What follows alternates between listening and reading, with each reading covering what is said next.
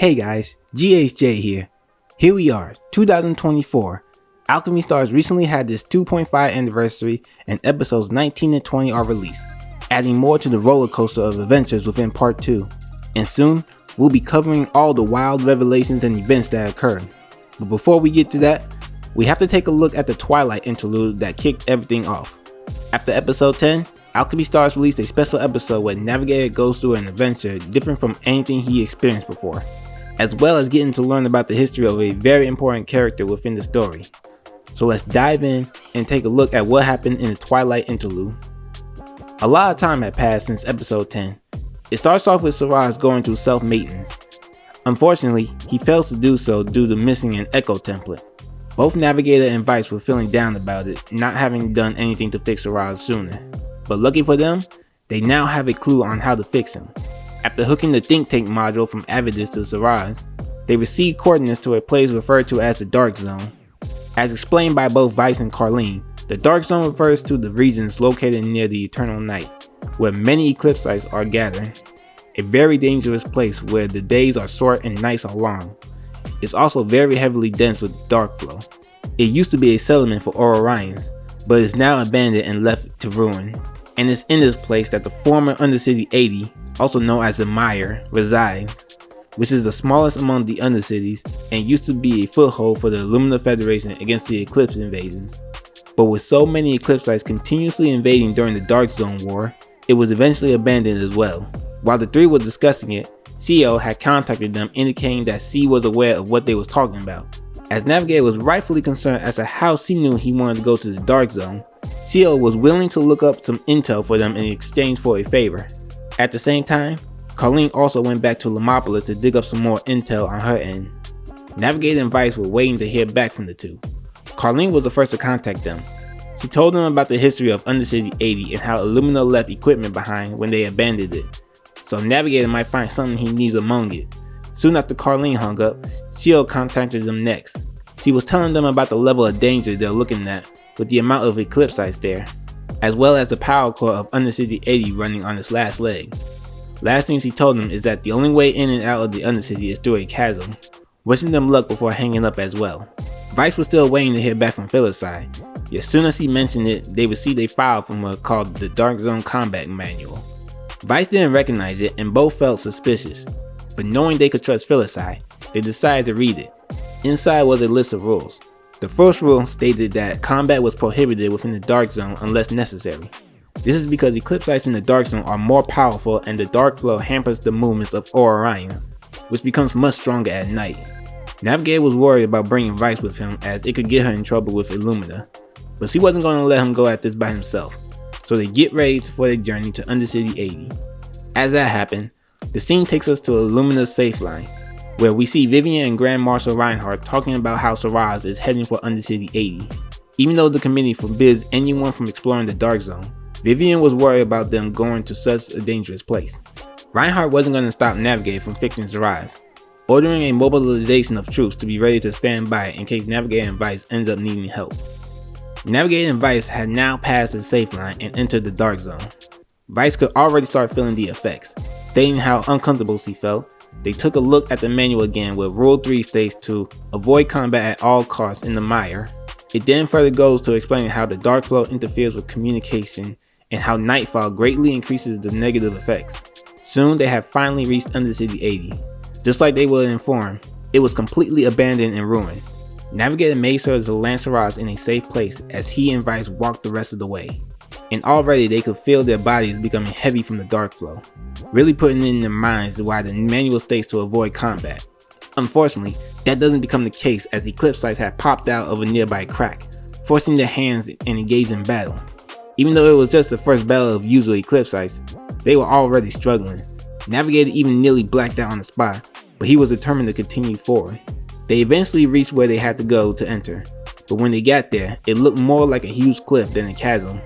Stuck on what to do next, they open the manual again as it reads that Undercity 80 has a escape passes leading from the core room to the surface, saying how it can only be entered from the inside and how to find it. With no other choice, Vice carried Navigator and jumped the cliff, eventually reaching the bottom, and after Navigator recovered from nearly having a panic attack, They ended up in a place called Ventilation Shaft number 2, confirming that they're inside the Undercity. The place looked completely in ruin as it was clear a battle took place. Navigator picked up a bullet and used his psychic powers on it. Looking into the past and seeing the horrific scene that took place there, Navigator used Mind Link and discovered they had to go further down another cliff. Back outside, we see that Reinhardt, Vivian, Filicide, and other Illumina Guardians arrived in the Dark Zone.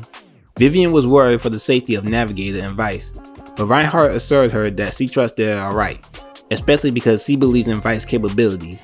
For now, she gave Vivian the order to try to communicate with them if they are still in the Undercity after an hour and a half. Meanwhile, back inside, Navigator and Vice was getting close to the core room, but there was more eclipse sites than before and Navigator was struggling to walk more than usual. When they had reached the tunnel entrance to the core room, there was too many eclipse sites in their path. With a map Vice drew herself after copying from a ruined map she found, she told Navigator that there was a way around the eclipse sites, but it would be a detour that would take them another half hour. Pressed for time as the eternal night was coming closer, Navigator suggested that they flank them. He would jump out and Vice would hit him from behind. With both in agreement, they went and put their plan into action. After the fight, they could tell that things were beginning to get tougher. The dark flow was getting denser and making it harder for them to fight.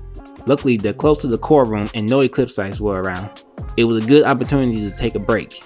Vice was beginning to think about the number of Illumina soldiers that lost their lives during the battle. As they were talking, Navigator noticed fragments of a Colossus was scattered around them, giving them an idea of why the think tank module had them come to Undercity 80 in the first place.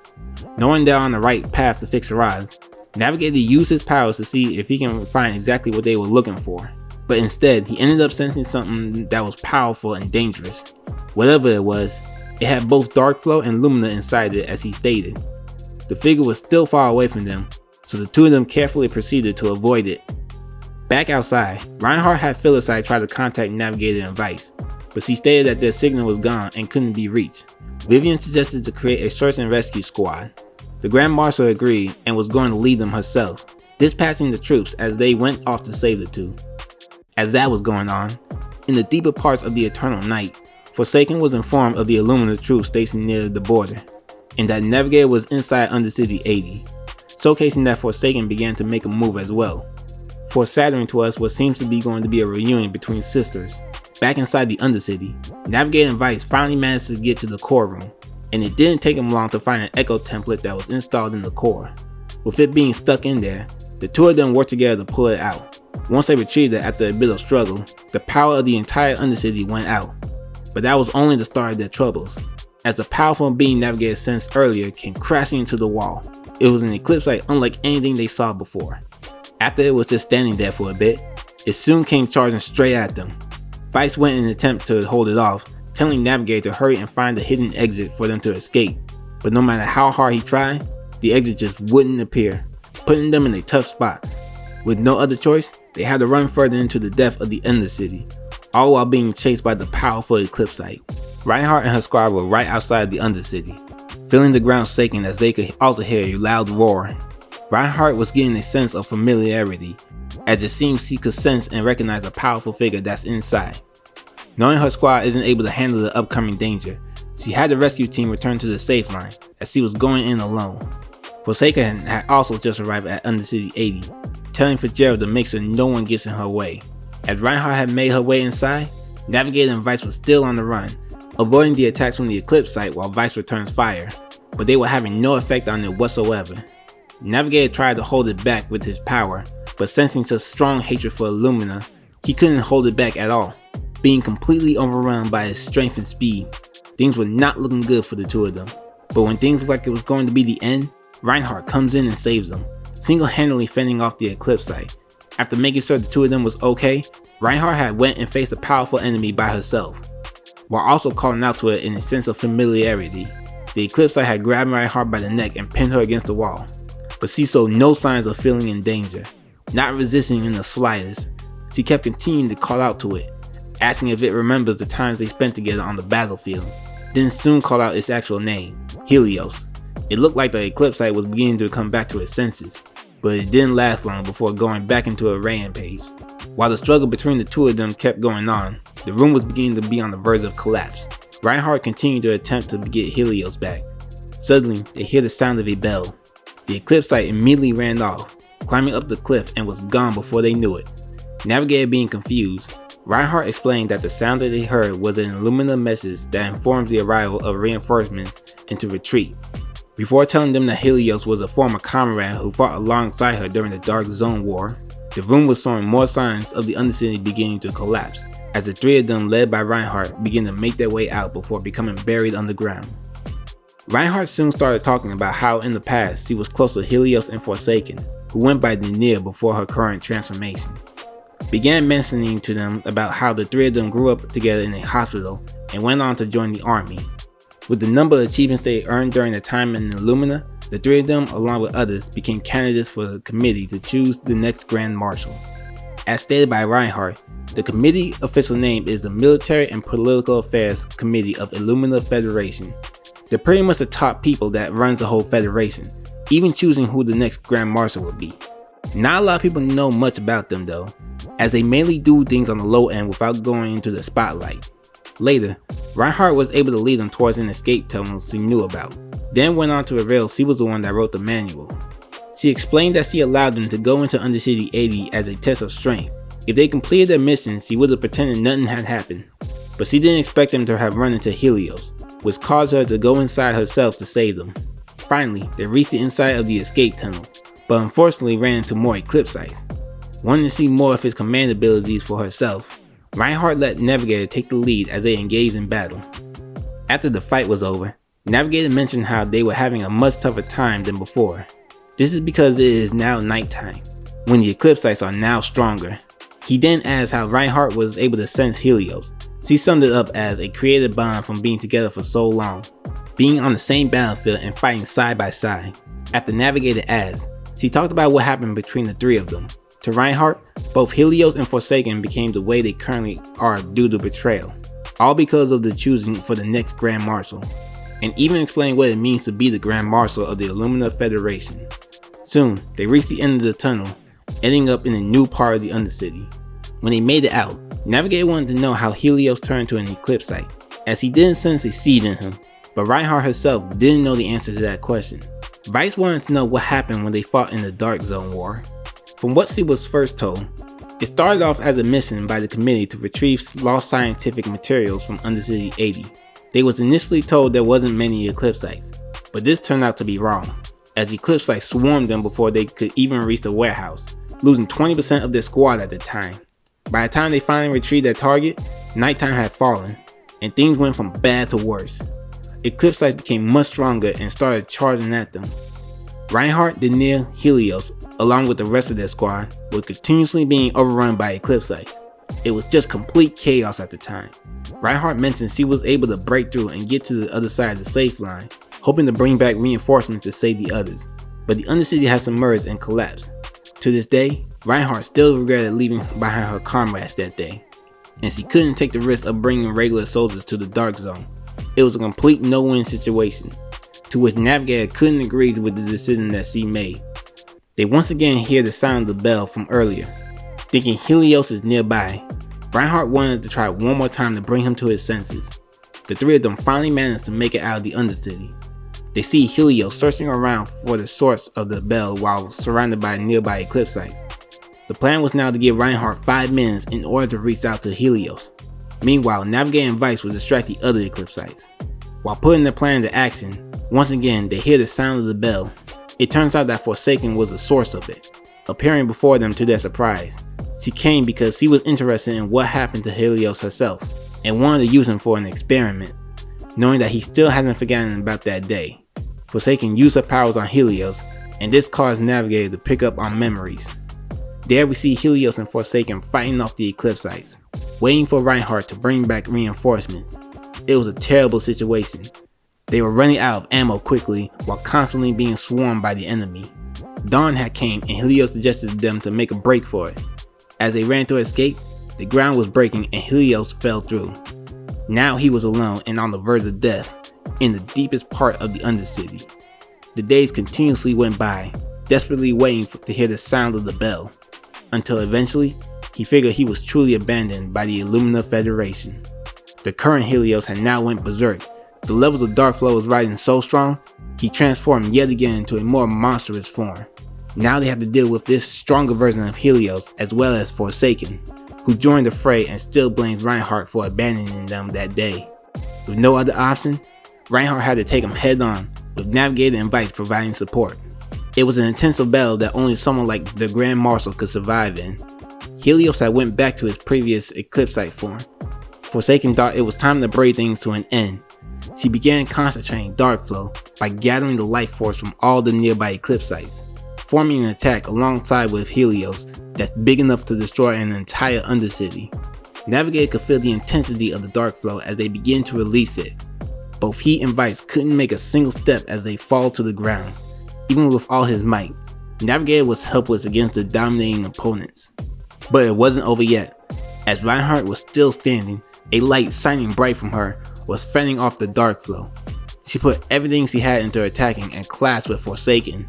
Even while having taken heavy damage, the Grand Marshal did not give up whatsoever, telling Forsaken that as the Grand Marshal, she would continue to protect her people, not faltering whatsoever. Forsaken was getting ready to leave and bring Helios back with her. Reinhardt attempted to stop her, but she was already prepared. Navigator used his powers and sensed a legion of Eclipsites heading their way. There was no time to waste. They had to leave right now or risk getting surrounded. Reinhardt was being stubborn and did not want to let Forsaken get away with Helios, but Navigator told her time was running out and that they had to leave now, even reminding her about the role she herself wrote down, convincing Reinhardt to give the order for the three of them to retreat. They were able to get back to Siraj and fly off. Vice started attending to the Grand Marshal as he had severe injuries.